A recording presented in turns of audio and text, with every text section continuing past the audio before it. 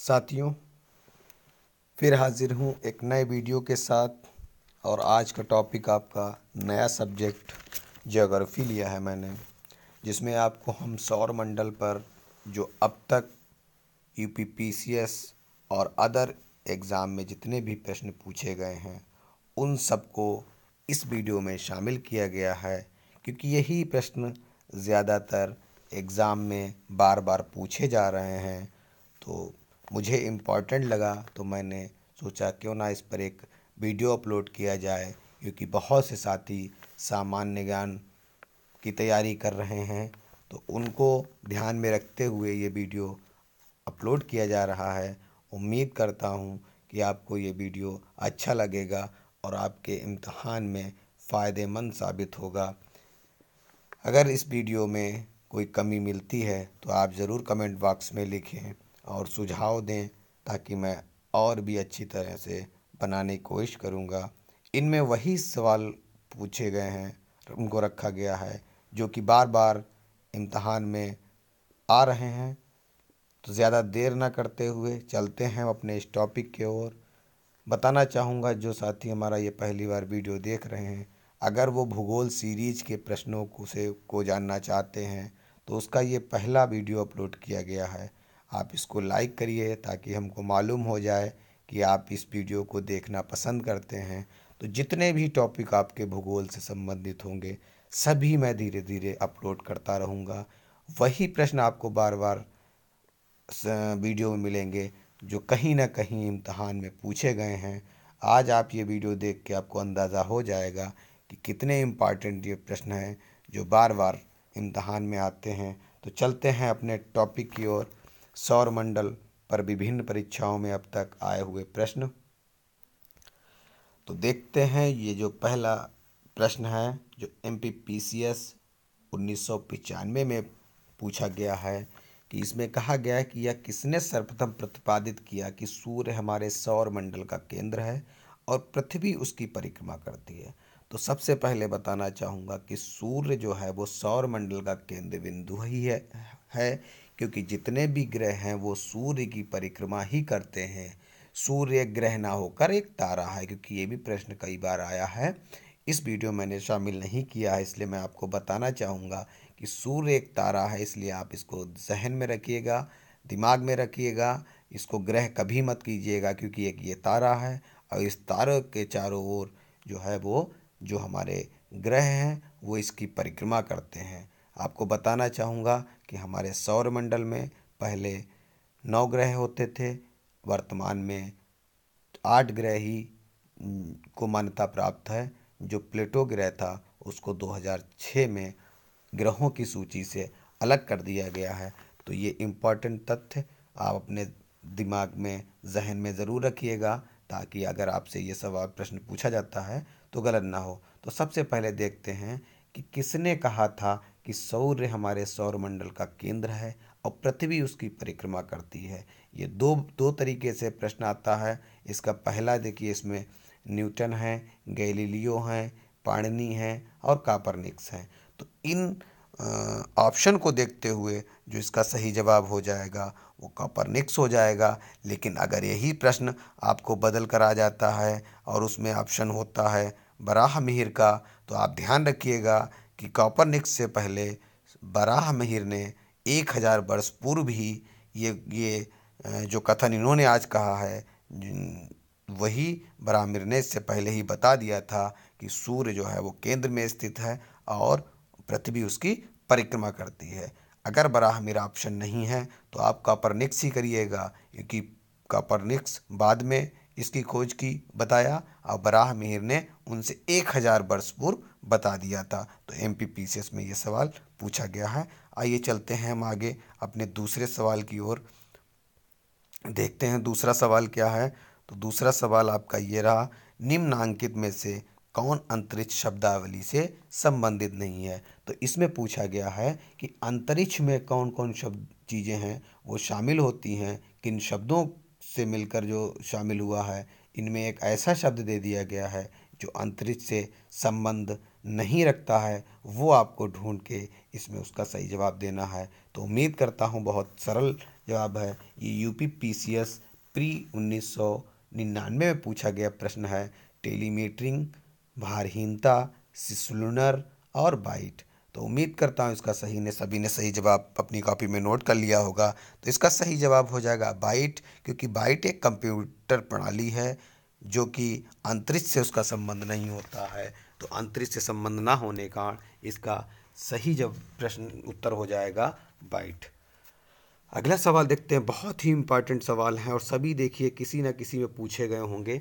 आप देखिए Uttarakhand PCS 2000 clear नहीं दिख 2006 में पूछा गया, आपको दिख गया होगा इसमें कि तारों के मध्य दूरी ज्ञात करने की इकाई क्या है। ये इतना इम्पोर्टेंट प्रश्न है कि आपके विज्ञान में भी सामान्य ज्ञान के रूप में पूछा जाता है। तो बहुत से साथी प्रकाश वर्ष को जो है वो दूसरी चीज़ समझ जाते हैं, प्रकाश की रोशनी समझ जाते हैं, लेकिन तारों और मध्य के बीच में जो दूरी ज्ञात करने की इकाई होती है वो स्टीलर मील, कॉस्मिक किलोमीटर, गैलेक्टिक इकाई या प्रकाश वर्ष होती है। तो फिर बताना चाहूँगा कि प्रकाश वर्ष जो है वो दूरी का मापक है। तो जो ज़्यादा दूरी की बात की जाती है तो वो प्रकाश वर्ष के द्वारा ही मापी जाती है। तो तारों के मध्य जो दूरी होती है उसका कोई पैमाना नहीं होता है, उसको पैमाने के लिए हमें प्रकाश वर्ष का मापक पैमाने का इस्तेमाल करना पड़ता है। तो इसका ऑप्शन सही हो जाता है ऑप्शन डी।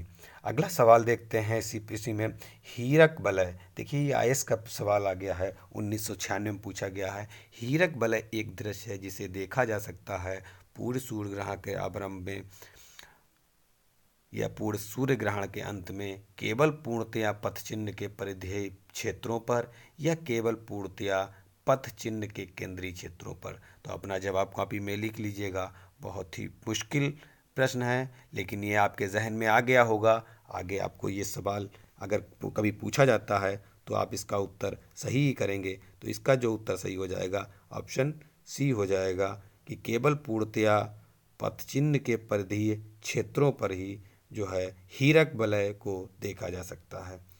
अगला सवाल देखते हैं जो प्रश्न है ये देखिए बहुत इंपॉर्टेंट। हाइड्रोजन, हीलियम तथा मीथेन प्रमुख गैसें जो विद्यमान होती हैं वो किस ग्रह में होती हैं। ये यूपीपीसीएस मेन 2004 में पूछा गया सवाल है। यूरेनस, नेपच्यून तथा प्लूटो पर है या बृहस्पति, शनि तथा मंगल पर है, यूरेनस, नेपच्यून तथा शुक्र पर है या मंगल तथा शुक्र पर है। मतलब ये तीनों गैसें जो हैं वो किन ग्रहों पर विद्यमान रहती हैं। तो इसका आपका जवाब हो जाएगा बृहस्पति, शनि और मंगल ग्रह पर हाइड्रोजन, हीलियम तथा मीथेन गैसों की विद्यमान रहती हैं। अगला प्रश्न देखते हैं क्या है। बहुत ही इंपॉर्टेंट प्रश्न लेकर आया हूँ मैं।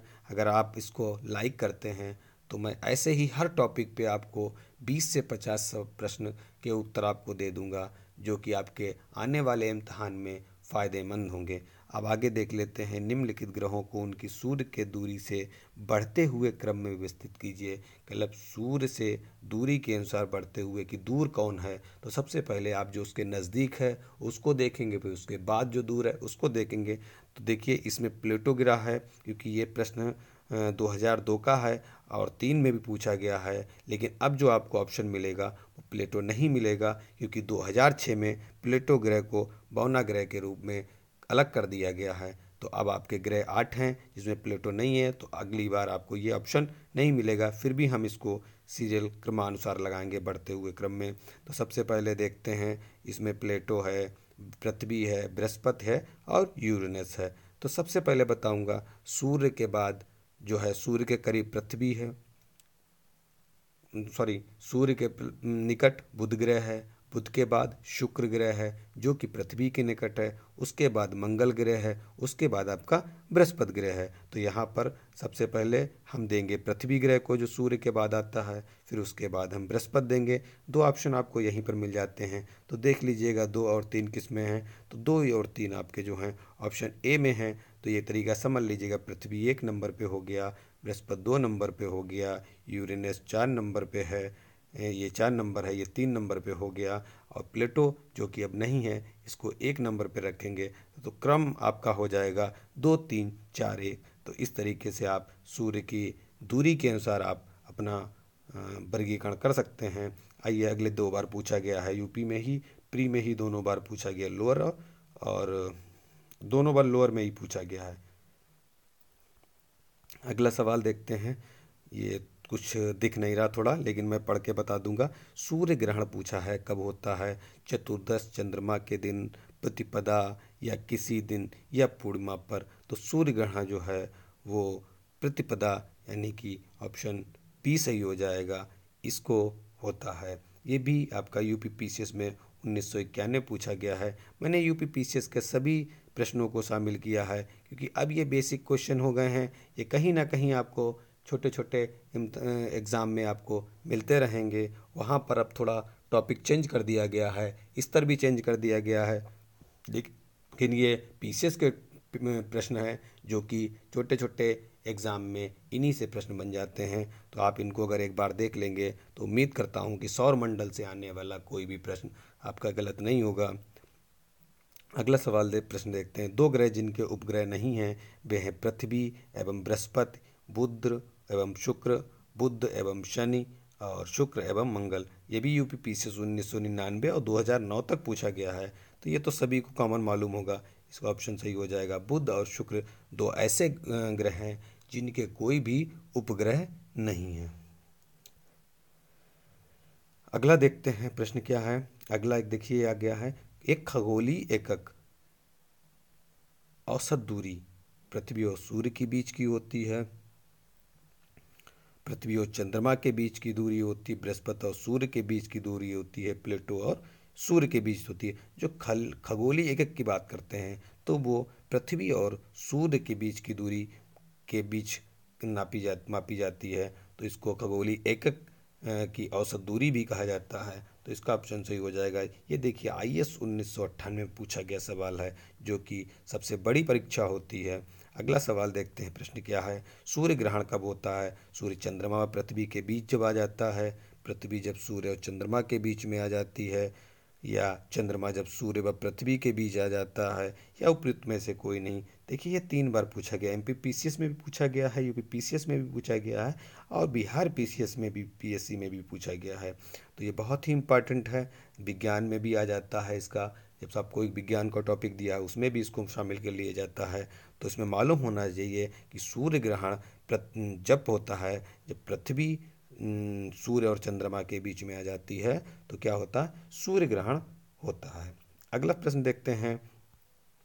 प्रत्येक सूर्य ग्रहण होता है, ये भी सूर्य ग्रहण से संबंधित है। ये भी बार बार देखे, यूपी यूडीए में पूछा गया, आरएस राजस्थान में पूछा गया है 2 बार 1999 में। तो ये केवल पूर्णिमा को होता है, ये केवल अमावस्या के दिन होता है। दोनों होते हैं, ना एक है और ना आपका 2 सही है। तो बताना चाहूँगा कि जो सूर्य ग्रहण होता है वो आपका केवल अमावस्या के ही दिन होता है। अगला देखते हैं प्रश्न। मैगलन जो कि अंतरिक्षयान है वो किस ग्रह हेतु भेजा गया था? जो मैगलन अंतरिक्षयान भेजा गया था वो किस ग्रह हेतु भेजा है, किस ग्रह पर भेजा गया था? प्लूटो है, शनि है, मंगल है, शुक्र है। तो आपको बताना चाहूँगा जो मैगलन अंतरिक्षयान की बात की जाती है तो उसको शुक्र ग्रह की जानकारी लेने के लिए भेजा गया था। तो आपका ऑप्शन सही हो जाएगा डी, शुक्र ग्रह। ये भी यूपी पीसीएस 1991 में पूछा गया है। अगला प्रश्न देखते हैं। पृथ्वी की जुड़वा बहन कहे जाने वाले ग्रह का नाम। बहुत ही कॉमन क्वेश्चन है, कई बार इम्तहान में आप देखेंगे, अगर आपने इम्तहान दिए होंगे तो इसको बार बार पूछा जाता है, लेकिन थोड़ा कन्फ्यूजन हो जाता है।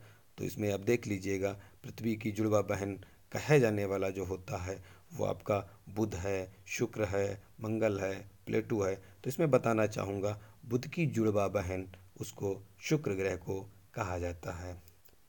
शुक्र ग्रह के कई नाम हैं। ग्रम ग्रह भी इसको कहा जाता है, सांझ का भी तारा कहा जाता है, भोर का भी तारा कहा जाता है। तो इसके कई नाम हैं, ये भी बहुत इंपॉर्टेंट है, तो इसको ध्यान रखिएगा। और नीला ग्रह जो है वो पृथ्वी को कहा जाता है। इन सब तथ्यों का आप ध्यान रखिए, इनमें से ही बेसिक क्वेश्चन बनते हैं, तो इनको भी आप नोट करते चलिएगा। और अगर कोई गलती होती है तो कमेंट बॉक्स में ज़रूर लिखिएगा, और किस तरीके के और आप वीडियो चाहते हैं उनके बारे में भी बताइएगा। आगे देखते हैं। दिन रात किस कारण होते हैं? वो है भू परिभ्रमण, पृथ्वी के अक्ष के झुकाव या चंद्रमा के परिक्रमण। ये भी RS राजस्थान में 2 बार पूछा गया है। तो दिन रात जो होते हैं वो परिभ्रमण के कारण होते हैं। जब पृथ्वी सूर्य के एक चक्कर लगा लेती तो उससे दिन होते हैं, और जो ऋतुएं परिवर्तित होती हैं वो परिक्रमण के द्वारा ऋतुएं परिवर्तित होती हैं, जो कि एक वर्ष में सूर्य की परिक्रमा करता है। जब पृथ्वी अपनी धुरी पर घूमती है तो उस 24 घंटे की घूमने की गति परिभ्रमण कराती है, और जो सूर्य का चक्कर लगा जाता है उसको हम परिक्रमण कहते हैं। तो दिन रात किस गतिविधि से होते हैं, तो उसका ऑप्शन सही हो जाएगा आपका भू परिभ्रमण। काले अपने चारों ओर भ्रमण करना, और परिक्रमण किसी के चारों ओर जो है भ्रमण करना। तो पृथ्वी जो है जो अपने अक्ष पर अपना एक चक्कर लगा लेती है 24 घंटे में, तो वो क्या होता है, उस पर दिन रात घटित होती हैं। और इसी तरीके से जब सूर्य की बात आती है तो सूर्य के चारों ओर चक्कर वो 365 दिन में लगा पाती है, तो उसमें ऋतुएं परिवर्तित होती हैं। तो आपसे प्रश्न ये पूछा जा सकता है कि ऋतुएं परिवर्तन किस कारण होता है, तो आप उसमें परिक्रमण लगाएंगे, और अगर दिन रात पूछेगा तो आप परिभ्रमण लगाएंगे। उम्मीद करता हूँ बहुत अच्छी तरीके से आपकी समझ में ये आ गया होगा प्रश्न, और उम्मीद करता हूँ कि आगे आने वाले इम्तहान में अगर कोई ये सवाल आता है तो आपका गलत नहीं होगा। अब देखिए यहाँ पर एक ये भी इम्पॉर्टेंट प्रश्न है, पृथ्वी अपने अक्ष पर कितने डिग्री झुकी होती है। बहुत ही कन्फ्यूज़न होता है, मकर रेखा, कर्क रेखा, ये सब मैं आपको आगे बताऊंगा, क्योंकि एक एक टॉपिक लेके मैं आपको समझाने की कोशिश करूंगा। अगर आप इसको लाइक करते हैं, शेयर करते हैं, जितने लोग ज़्यादा व्यूज़ होंगे उस तरीके से हम और भी ज़्यादा मेहनत से टॉपिक वाइज ही बनाऊंगा। भूगोल का सम्मिलित ना होके उसके टुकड़े में जो टॉपिक हैं, जो इम्पोर्टेंट टॉपिक हैं, उसके आधार पर ही हम टॉपिक वाइज वीडियो बनाने की कोशिश करूँगा। तो इसमें 23.5 डिग्री होता है, 66.5 डिग्री है, 33.5 डिग्री है, 42 डिग्री है। तो पृथ्वी जो है वो अपने अक्ष पर 23.5 डिग्री को झुकी अक्ष पर झुकी हुई है। 23.5 डिग्री उत्तरी अक्षांश की तरफ जब आप जाएंगे तो आपको कर्क रेखा पड़ेगी, और जब 23.5 डिग्री भूमध्य रेखा से आप दक्षिणी की तरफ जाएंगे तो मकर रेखा होगी, और जो बीच की 0 डिग्री रेखा होती है उसको भूमध्य रेखा या विषुवत रेखी रेखा भी कहते हैं। इसी तरीके से आपका शीतोष्ण कटिबंध है, उष्ण कटिबंध है, ये भी हम आपको धीरे धीरे बताएंगे। अब थोड़ा इस वक्त आ गया टॉपिक तो बताता चलूँ कि उष्ण कटिबंध आपका 0 से 23.5 डिग्री उत्तरी अक्षांश और 23.5 डिग्री दक्षिण अक्षांश के मध्य स्थित होता है। और 23.5 डिग्री शीतोष्ण की बात करेंगे तो 23.5 डिग्री से 66.5 डिग्री उत्तरी अक्षांश, 23.5 डिग्री से 66.5 डिग्री दक्षिण अक्षांश तक जो है शीतोष्ण होता है, और 66.5 डिग्री से ध्रुवों तक जो होता है वो शीत कटिबंध आता है। इसमें आपको पवन गतियाँ भी आएंगी, वायु गतियाँ आएंगी, उनको भी हम आप आगे आपको एक टॉपिक वाइज बताएंगे। बस आप लोग वीडियो को ज़्यादा से ज़्यादा शेयर करिए, लाइक करिए, उसी तरह हम फिर आगे वीडियो अपलोड करते रहेंगे। अगला देखते हैं, पृथ्वी को सूर्य की परिक्रमा करने में कितने दिन लगते हैं। ये देखिए सवाल प्रश्न आ गया है। तो 365 दिन लगते हैं, 365.25 दिन लगते हैं, 365.50 दिन लगते हैं, तो 365.75 दिन लगते हैं। तो ये भी पूछा गया है। तो आपको बताऊंगा कि 365 दिन से कुछ ज़्यादा होता है, इसलिए 4 वर्ष में आपका जो है वो एक दिन लगभग बढ़ जाता है। तो इसको हम क्या कर लेंगे, तो इसको बी ऑप्शन कर लेंगे। 365 तो हमें ध्यान ही रखना है, लेकिन 0.25 को भी ध्यान रखना है, क्योंकि 365 होगा वो आपका गलत हो जाएगा, क्योंकि कुछ ज़्यादा वक्त हो जाता है तो उसमें पॉइंटों में आ जाता है। तो 365.25 दिन इसका ऑप्शन सही हो जाएगा। अगला प्रश्न देखते हैं क्या है, पृथ्वी का निकटतम ग्रह कौन सा है। तो देखिए यहाँ पर इन्होंने ग्रहों का क्रम आप याद कर लीजिएगा। मैं कोशिश करूँगा कि उस पर एक ट्रिक बना दूँ जिसके माध्यम से आपको ये मालूम हो जाए कि ग्रहों का एक चित्र के द्वारा मैं समझाने की कोशिश करूँगा। जल्दी ही इसका भी वीडियो बना दूंगा, कुछ मिनट का बनाऊंगा जिससे आपको आसानी से समझ में आ जाए। तो आज ये देखते हैं पृथ्वी का निकटतम ग्रह कौन सा होता है। शुक्र होता है, बुध होता है, मंगल होता है, या बृहस्पति होता है। तो आपको बताना चाहूँगा पृथ्वी का निकटतम ग्रह जो है वो बुध है, और पृथ्वी का जो निकटतम ग्रह है वो शुक्र है, और जो सूर्य का निकटतम ग्रह है वो बुध है। तो आपको एक इसकी बहुत ही छोटी सी ट्रिक बता दूंगा, ये तो आपको मालूम होता है बुध और शुक्र ही है, लेकिन कन्फ्यूजन वहाँ होता है। तो ये ध्यान रखिएगा, सा और शाह कभी एक नहीं होते हैं। जब हम भूगोल की बात करेंगे तो सा और शाह कभी एक नहीं होंगे। अगर ये बात आप ध्यान में रखेंगे तो आपका सवाल प्रश्न जो है वो कभी भी गलत नहीं होगा, क्योंकि इसी में कन्फ्यूजन होता है, पता नहीं शुक्र है या बुध है। ये तो मालूम होता बुध या शुक्र है, लेकिन ये नहीं मालूम होता किसके करीब कौन सा है। तो सा और शा एक साथ नहीं होता है। तो इस तरीके से बुध का जो है वो ऑप्शन हो जाएगा ए। ये भी देखिए कितनी बार पूछा गया, 5 बार पूछा गया। आप इस चीज़ को भी नोट करते चलिएगा। देखिए कितना इम्पॉर्टेंट ये प्रश्न है। 91 में पूछा गया, 93 में पूछा गया, 97 में पूछा गया, 2002 में पूछा गया और 2012 में भी पूछा गया ये प्रश्न है। अगला सवाल देखते हैं, पृथ्वी के पर मरुभूमि होने की संभावना अधिक कब रहती है? अधिक कहाँ रहती है मरुभूमि? तो 23.5 डिग्री अक्षांश के पास मरुभूमि होती है, क्योंकि वो उष्ण कटिबंध का हिस्सा पाया जाता है। मैंने इसका जवाब पहले दे दिया है तो समझाने के उसमें। तो 23.5 डिग्री का जो होता है भूमध्य रेखा से वो उष्ण कटिबंध होता है, तो वहाँ पर मरुभूमि की संभावना अधिक रहती है, क्योंकि इसके आगे शीतोष्ण कटिबंध हो जाता है और उसके आगे आपका शीत कटिबंध होता है, तो वहाँ पर तापमान ही अधिक नहीं होता, तो मरुभूमि होने की कोई संभावना नहीं होती है। तो इसका सही जवाब आपका हो जाएगा ऑप्शन 2, यानी कि 23 डिग्री। आगे देखते हैं इसके कौन सा सवाल है। अगर सूर्य और पृथ्वी के बीच की दूरी का 1/4 कम हो जाए तो सबसे अधिक संभावना किस बात की होगी? मतलब सूर्य और पृथ्वी के बीच की दूरी जो है वो 1/4 के लगभग हो जाए, कम हो जाए, तो सबसे अधिक संभावना किस बात की होगी? पृथ्वी सूर्य में गिर जाएगी, पृथ्वी जलकर भस्म हो जाएगी, हमारे वर्ष की अवधि कम हो जाएगी, या पृथ्वी अंतरिक्ष में उड़ जाएगी? उड़ने का कोई सवाल नहीं होता, गिरने का सवाल ही नहीं होता है, गुरुत्वाकर्षण है। तो यहाँ पर जो है वो हमारे वर्ष की, यानी कि ऑप्शन सी सही हो जाएगा। हमारे वर्ष की अवधि जो है वो कम हो जाएगी, क्योंकि उसकी परिक्रमण करने की स्पीड जो है वो तेज हो जाएगी, जिससे वो आसानी से जो है उसको कम समय में पार कर लेगी। समझ में आ गया होगा। परिभ्रमण, परिक्रमण। भ्रमण माने आपस में एक ही जगह पे भ्रमण करना, और परिक्रमण यानी किसी की परिक्रमा करना। तो परिक्रमा माने चक्कर लगाना किसी का, अपने आप घूमना भ्रमण हो गया, परिक्रमा करना चक्कर लगाना। तो ये भी उम्मीद है सही समझ में आ गया होगा। आगे देखते हैं कौन सा सवाल है। मौसम परिवर्तन पृथ्वी की गति की किस विशेषता से संबंधित होता है? देखिए उसी से संबंधित आ गया मौसम यानी ऋतु परिवर्तन, भी मैंने बात की थी। तो यहाँ पर ये देखिए RS राजस्थान ITS में प्री 1992 में पूछा गया प्रश्न है। मौसम परिवर्तन जो है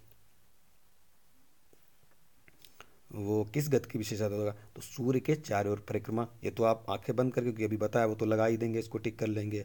अब बात एक और पॉइंट आता है कि 23.5 डिग्री का झुकाव भी इसमें इसको प्रभावित करता है, तो आपका ये भी ऑप्शन सही हो जाएगा। तो इस तरीके से ऊपर वाले जो भी दोनों ऑप्शन हैं वो सही हो जाएंगे। तो आपका कौन सा ऑप्शन सही हो जाएगा? तीसरा, ये वाला आपका गलत हो जाएगा। अपनी धुरी पर घूमने से तो क्या होता है, ये तो आपको मालूम ही है, दोनों ऊपर नीचे के मालूम हो गया। तो उससे दिन और रात होते हैं सिर्फ, ना कि मौसम में परिवर्तन हो। मौसम परिवर्तन परिक्रमा से होता है। और दूसरा प्रभाव है 23.5 डिग्री पृथ्वी का अपने अक्ष पर झुका होना।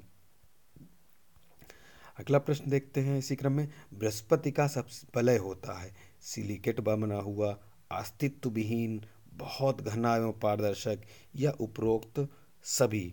तो आपको बताना चाहूँ जो बृहस्पति का वलय है, शनि तो 7 वलयाकारों से बना है, लेकिन जो बृहस्पति का वलय जो होता है वो आपका होता है सिलिकट का बना हुआ, यानी कि ऑप्शन 1 सही हो जाएगा। ये भी आपका UPPCS मेंस में जो है 2004 में पूछा गया प्रश्न है। अगला प्रश्न देखते हैं।